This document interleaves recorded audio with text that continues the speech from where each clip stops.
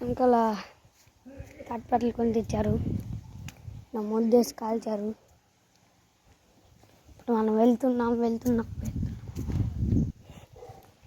Friends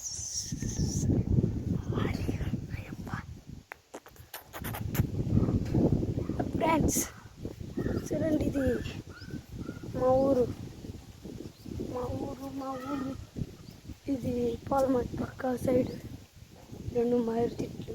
ఇది దెబ్బ పక్కన మా తాత. ఇదండి మా తాత తిన్నాడు. చూడండి, హాయ్ చెప్పు తాత. హాయ్ చెప్పు తాత. ఇదా ఫ్రెండ్స్, ఇది పెద్ద